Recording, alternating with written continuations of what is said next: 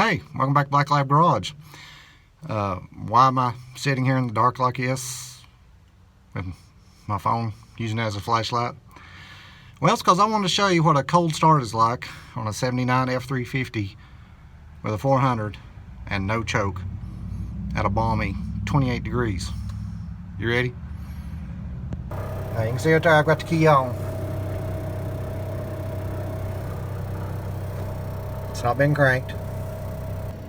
Actually, this truck hasn't been cranked in 2-3 weeks now.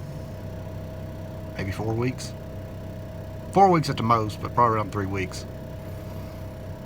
So, you ready? Let's see what it does. Alright, pump the gas a few times. Kick it out of gear. Hold the brake so we don't roll off backwards.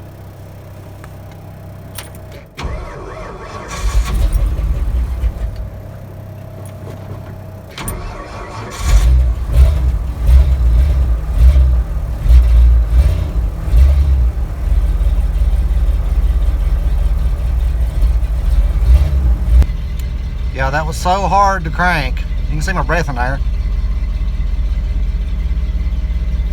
So I'm not making, well, you heard how slow it was to turn over.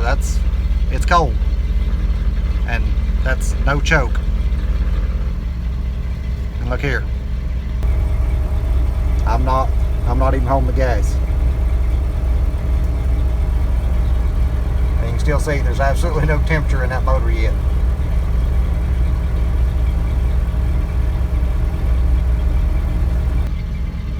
So now all of you, you got to have fuel injection to crank them in the winter time, and they're so hard to crank in the winter time with a carburetor, and they won't idle and blah blah blah blah. Now what's your excuse?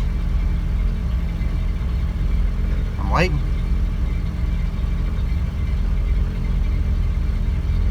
So see, there's nothing wrong with carburetors. Just a lot of people don't know how to work on them anymore, or don't understand. And they're actually simple. So don't be scared to keep using a carburetor, okay? You don't need your $3,000 fuel injection system to make them run good. So hey, take a minute, hit the thumbs up, like, subscribe, stay tuned. I'll be back with another one. I gotta go to the hardware store now. See you.